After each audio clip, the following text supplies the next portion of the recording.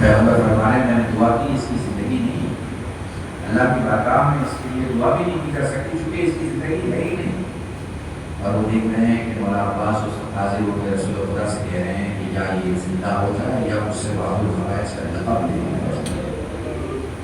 تھوڑی دیر کے بعد پیغمبر کو فرماتے ہوئے وہ مزہ سنتے ہیں، وہ کہتے ہیں کہ پیغمبر فرما رہے ہیں کہ نہیں، خدا نے ابھی مجھے وحی کو مجھ تک نازل کیا اور مجھے بھیجا، یہ کہہ کے پیغام دے کے خدا کہہ رہا ہے کہ نہیں، جو بھی امپاسبل ہے وہ کیا جائے گا، مگر عباس باب الحوائج کے باب الحوائج ہیں اور باب الحوائج وہ جو بازو کٹے ہوئے ہیں۔ چکوریا کا معاشرہ آپ کے سامنے ہے، پٹنہ آپ کے نزدیک، آپ کو پتا ہے کہ وہاں کے واقعات ایسے ڈھیر سارے مقامات جہاں پہ مولا عباس کی اس ساتھ سلام کیا جاتا ہے، جہاں سے عباس کے کٹے ہوئے ہاتھوں سے دنیا کو زندگی مل گئی۔ میرے عزیزان، چلے میں اس منزل پہ آپ کو لے کے چلتا ہوں، جاؤں سے قاضی نے اپنے ہاتھوں کو جوڑ کے کہا مولا مجھے مرنے کی اجازت، عباس کو تو میرے لشکر کا آدم بنا، اور ایک کو فرماتے ہیں پھر مجھے وہیں بھیج دے جہاں میرا لشکر چل چکا۔ جزاکم اللہ، خدا تمہیں کوئی غم نہ دے سوائے مومن سید الشہداء۔ میں بڑے آرام سے پڑھوں گا، پہلے مسائل کے لیے آمادہ ہوتا۔ دلی میں ہمارے ایک دوست ہوا کرتے تھے مولانا قاسمی، یہیں بہار کے ممبر آف پارلیمنٹ تھے، کانگریس پارٹی سے، عالم اہل سنت تھے، اوکھلا میں رہا کرتے۔ ان سے کسی سنی جوان نے سوال کیا مولانا وہ جو زور سے رویا کرتے ہیں ان کے بارے میں کیا خیال ہے؟ وہ جو حسین پر بابا سے بلند رویا کرتے ہیں ان کے بارے میں کیا خیال ہے؟ وہ جو سینے پہ ہاتھ مار کے کہتے ہیں ہائے میرا مولا حسین، ان کے بارے میں کیا خیال ہے؟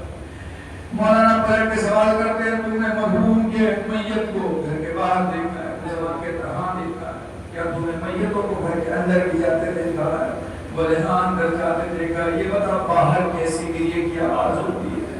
بولے باہر گریے کی کم آواز ہوتی ہے۔ بتا جب میتیں گھروں کے اندر جاتی ہیں پھر کیا ہوتا ہے؟ مولانا وہ تو گھر میں عزیز ہے نا، وہ سینے پہ ہاتھ مار کے کہتے ہیں ہائے رے میرا بابا، ہائے رے میرا چچا، ہائے رے میرا ماموں، ہائے رے میرا بیٹا۔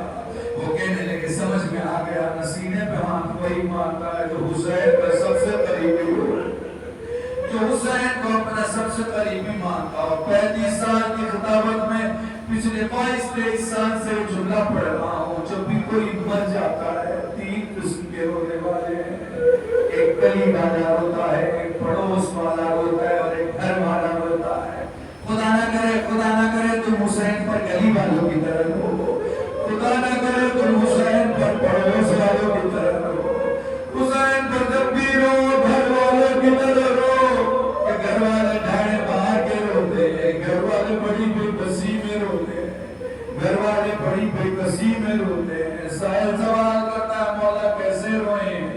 فرمایا آنسو کا وہ قطرہ جو آنکھوں میں رہ جائے مومن کا، جو آنکھوں سے باہر آئے صالحین کا، جو داڑھی کے بعد تک آئے انبیاء کا، جو سینے تک آئے ہم اماموں کا۔ اے میرے مولا جس میں آواز بلند ہو جائے اور مایا میری دادی فاطمہ زہرا، جزاکم اللہ، تمہاری آواز کے لیے بلند ہو گئی، بس کافی ہے۔ مجھے یقین ہے سید عالمیان اس مجلس کے بعد اپنے بیٹے مہدی سے ضرور کہیں گی میرے لال یہ میرے علی اکبر کو بہت رویا ہے، میرے لال ابھی مجلس میں میرے عباس کو بہت رویا ہے، یہ گرتے ہوئے علم کو پڑتے ہوئے بازو کو بہت رو کے نکلا ہے۔ جزاکم اللہ، جزاکم اللہ۔ وہ لو بچوں سے گفتگو ہو رہی ہے، سکینہ سے بچوں نے جمع ہو کے کہا ہماری پیاس کا شکوہ آپ تک پہنچا، اگر ممکن ہے اپنے چچا تک پہنچا دیں، شاید پانی کی کوئی سبیل ہو جائے۔ ادھر حسین کہتے ہیں بھیا دیکھ لو اگر ممکن ہو سکے پانی کا کوئی راستہ نکل جائے۔ ادھر علی کا بیٹا اپنی بھتیجی کے پاس کھڑا کہتا ہے لاڈلی لاؤ مشکیزہ لے آؤ۔ سکینہ مشکیزہ لائی، رکوع کی حالت میں، رکوع کی حالت میں آپ کا غازی آپ کا مولا جھکا، سکینہ نے اپنے ہاتھوں سے مشکیزہ گلے میں ڈالا عباس گھوڑے پہ سوار ہوئے، عباس میدان میں آئے، عباس نے مشکیزہ کرا، عباس باہر نکلے۔ میں تمہیں کیسے بتاؤں، کم سے کم خیام سے مراد تک 8 کلومیٹر کا فاصلہ تھا، اور کم سے کم 8 سے 9 بڑی بڑی پہاڑی کے ٹکڑے تھے، حصے تھے۔ تمہیں پتہ ہے نا کہ اوپر سے آنے والا تیر اگر آ رہا ہو تو نیچے لگنے والے کو بڑی شدت سے لگتا ہے، اور تمہیں یہ بھی معلوم ہے جنگ کی اجازت نہیں ہے، تم یہ بھی جانتے ہو عباس کے پاس کوئی اسلحہ نہیں ہے۔ میں تمہیں کیسے بتاؤں کس طرح میرا مولا گیا اور کس طرح میرا مولا آیا۔ بس میں ایک بات جانتا ہوں، حسین جب عباس کی طرف چلے تو پہلے بازو ملا پھر عباس ملے۔ اس کا مطلب یہ ہے کہ بازو کٹ گئے تھے مگر عباس پھر بھی آگے بڑھ رہے تھے۔ تو پھر عباس پلٹے کہاں سے؟ جب میں نے کتابوں میں ڈھونڈنے کی کوشش کی تو مجھے بس یہ بات ملی، عباس اس وقت تک فرات سے خیمے کی طرف چلتے رہے جب تک مشکیزہ محفوظ تھا، لیکن جیسے ہی مشکیزہ میں تیر لگا پانی بہا، عباس نے گھوڑا موڑا۔ یہ وہی وقت ہے جب سکینہ نے اپنے بابا سے کہا، بابا ایک سوال کرتی ہوں، بابا امام بن کے جواب دینا، میرا چچا واپس پلٹے گا یا واپس نہیں پلٹے گا؟ حسین نے اپنی بیٹی کو گود میں لیا، سکینہ نے مقتل کی طرف دیکھا۔ اب جو سکینہ نے مقتل کی طرف دیکھا شاید پلٹتے ہوئے چچا کو دیکھا ہو۔ فرات کے آنے والے عباس، پانی لانے والے عباس کی محنتیں ختم ہو چکی تھی، پانی بہہ چکا تھا۔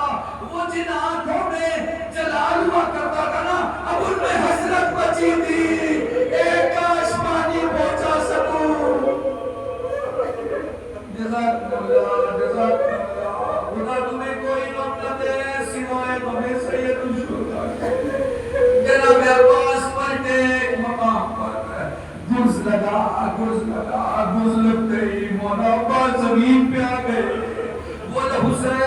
حسین اپنے بھائی کے قریب پہنچے، سر کو اٹھایا، زانوں پہ رکھا، سر کو اٹھایا، فرمانے لگے عباس کیسی کیفیت ہے؟ مولا نہ پوچھ، مولا جانے کا وقت ہو رہا ہے، عباس جلدی نہ کر، مولا میری آنکھوں کو تو دکھائی نہیں دے رہا، مولا میں تیرے چہرے کی زیارت کرنا چاہتا ہوں۔ ایک سوال ہے، جب بوجھ نے عباس کا سر ہے تو پھر عباس کو بولنے کی ضرورت کیوں پڑی کہ میں آنکھوں میں تیر ہے؟ تو اس کا جواب یہ ہے کہ عباس کے گرنے کے بعد حسین کو دکھائی نہیں دے رہا تھا، حسین کو دکھائی نہیں دے رہا تھا۔ عباس کو دیکھتا کیوں نہیں؟ اے سید و سردار میرے ایک آنکھ میں ضرور، ایک آنکھ میں تیر۔ جزاک اللہ، بولو تیر کو نکالا، بولو آنکھوں میں لہو صاف کیا، بولو بھائی نے بھائی کے چہرے کی زیارت کی، بولو حسین سمجھ گئے میرا عباس بس تھوڑی دیر کا مہمان ہے، دیر نہ کر میری خواہش پوری کر دے۔